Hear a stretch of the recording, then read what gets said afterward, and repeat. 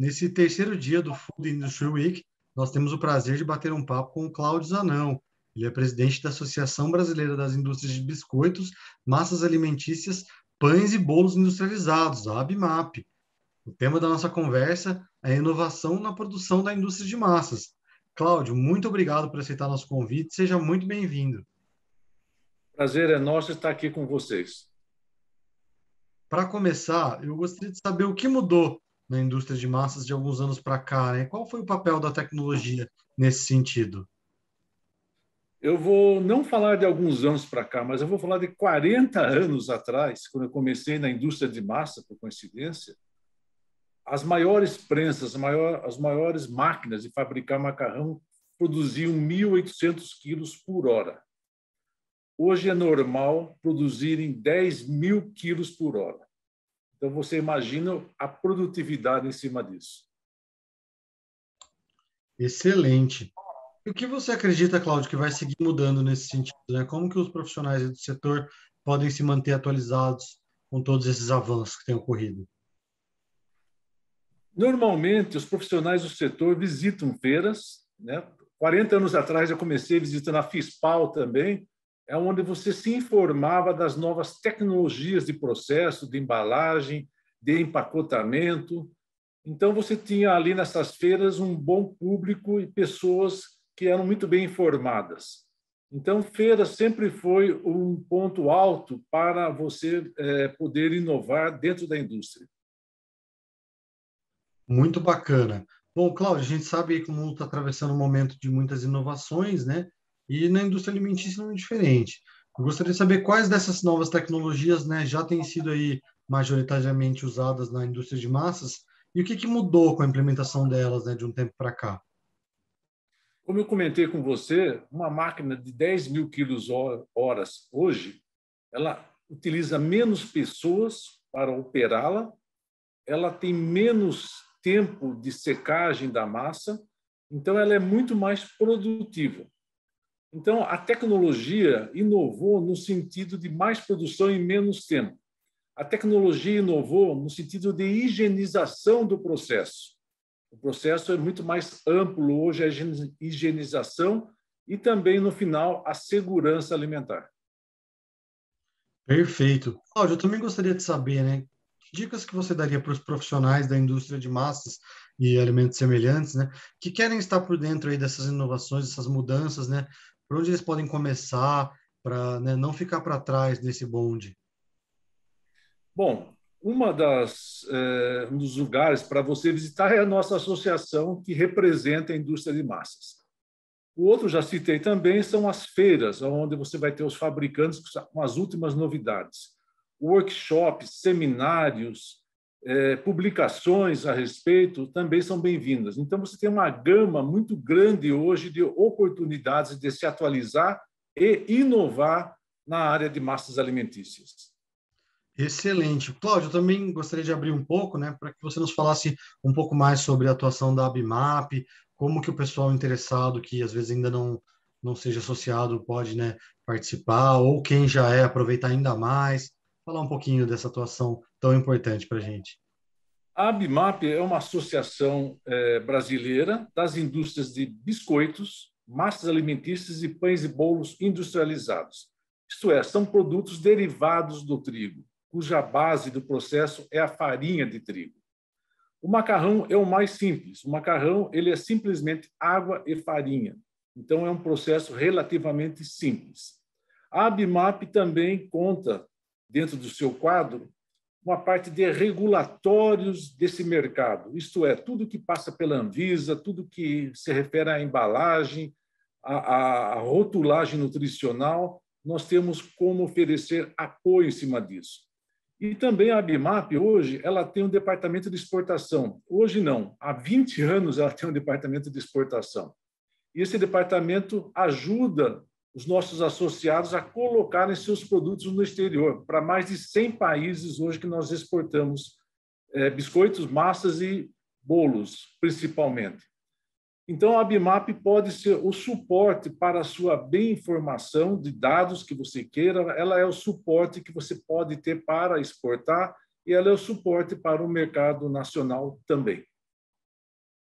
Excelente, Cláudio. Bom, fica aí a dica para você que está envolvido no setor de alguma forma. Conheça o trabalho da Bimap, um trabalho muito importante, muito interessante, e mais uma entidade aí muito importante para o nosso setor, né?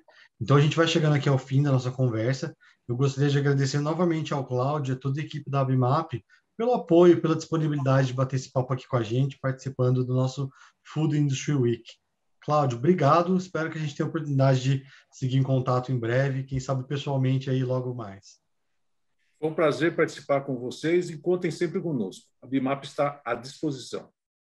Para quem quer saber mais da Abimap, acesse lá o site deles, né? E siga-os nas redes sociais também. E claro, acompanhe também aqui o Food Industry Week, porque tem muito mais conteúdo bacana vindo por aí. Obrigado por assistir e até breve.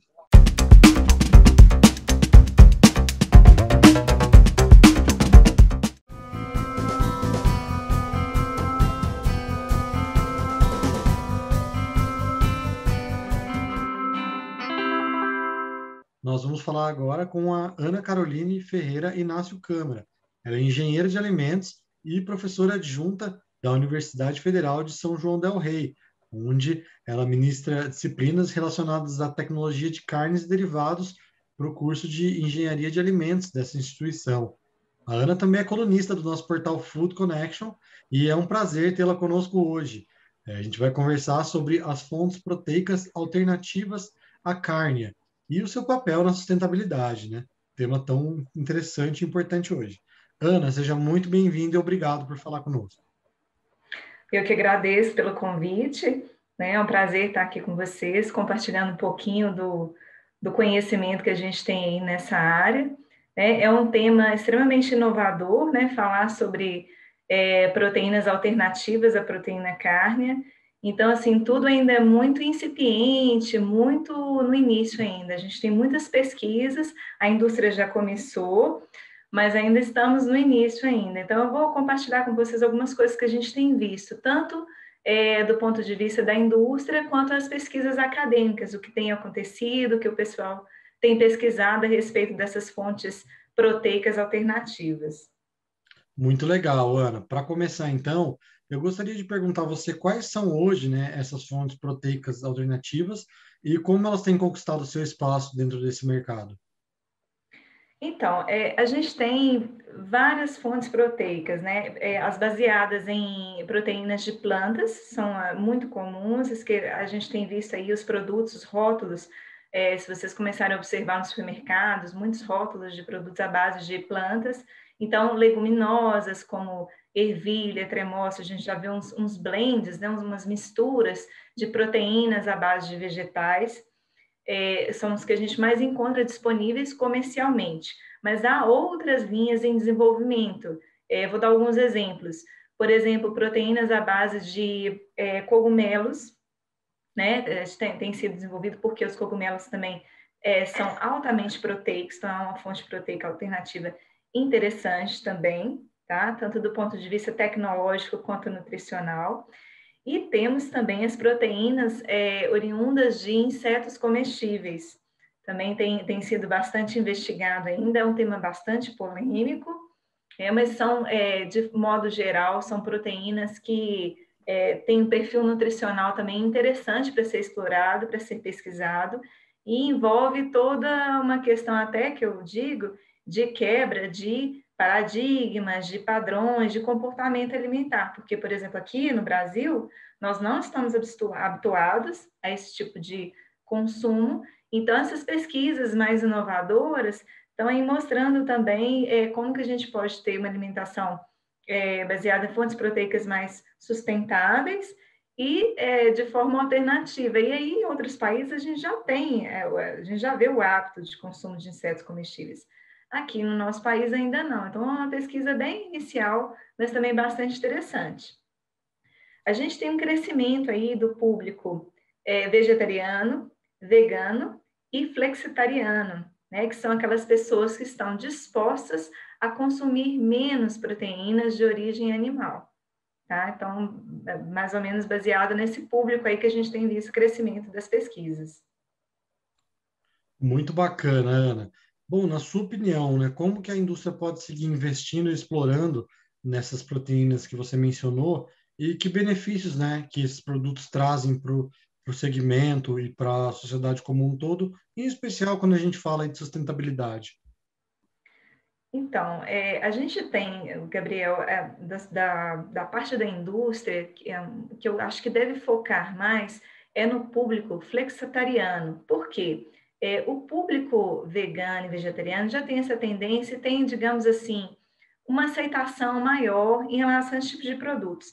Já o público, de modo geral, e o público flexitariano é um público que, digamos que, o que as pesquisas falam? Eles não estão dispostos a deixar de ter aquele prazer no momento de consumir um produto, carne, vou dar um exemplo, produto carne, que tem aquela textura, aquele sabor, aquela palatabilidade. Então, ele quer sim diminuir o consumo da proteína cárnea, mas ele não está disposto a abrir mão deste prazer.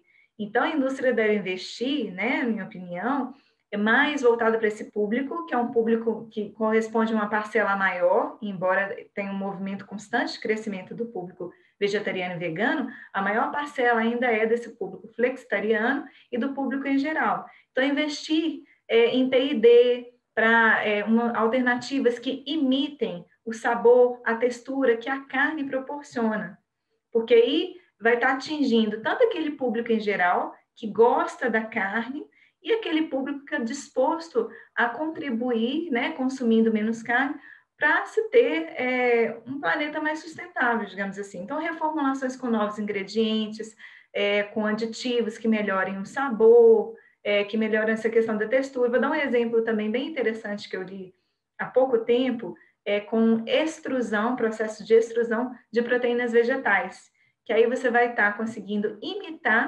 mimetizar aquela textura mais fibrosa da proteína cárnea. Então, são algumas alternativas aí que a gente tem para poder levar essa proteína alternativa de uma forma que tenha uma maior aceitação, uma ampla aceitação do público em geral. Então, a indústria deve se atentar a essa parcela maior aí do mercado, tá? Benefício, perguntou de benefícios, né, Gabriel? Benefícios, a gente pode, de modo geral, a gente vê que a população não para de crescer, então a gente precisa de ter sempre fontes proteicas alternativas, confiáveis e sustentáveis, né? E, de forma geral, a gente vai ter diminuição dos impactos sobre o meio ambiente, sobre o uso de recursos hídricos, terrestres, tá? Com produtos também mais sustentáveis e com um perfil mais saudável também, né? Então, seria por esse lado aí. Excelente, Ana. E, bom, como é que ficam, né, as fontes de proteína mais tradicionais nesse sentido, né?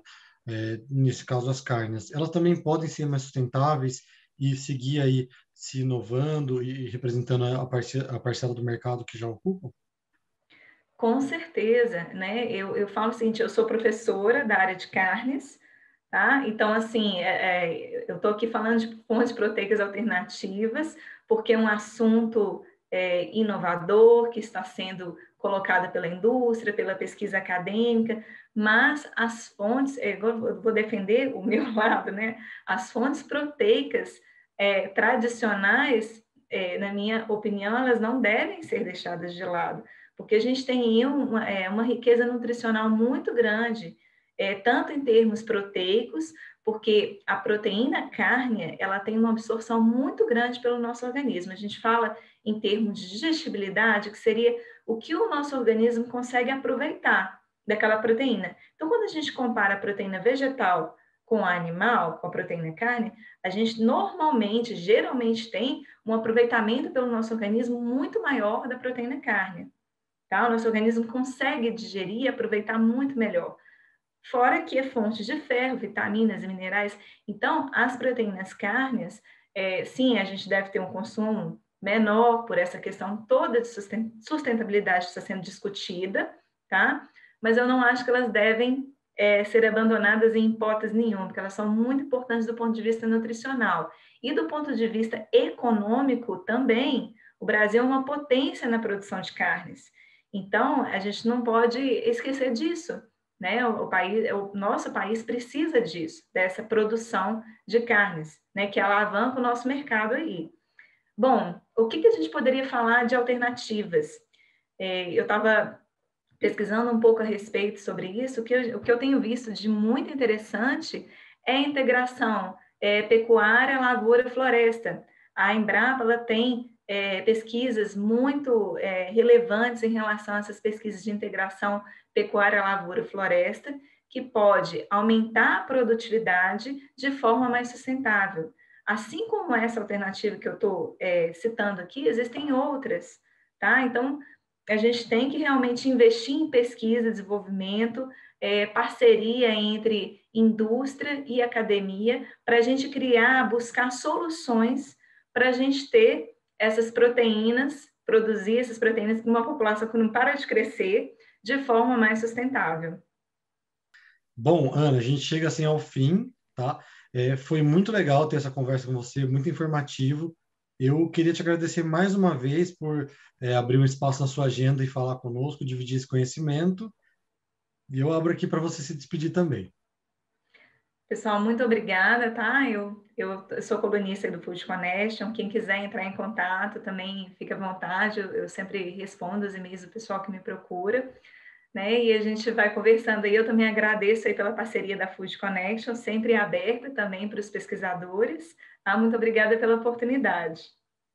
É isso aí, como a Ana mencionou, ela é nossa colunista, a gente tem a honra de ter textos dela com frequência lá no nosso portal foodconnection.com.br.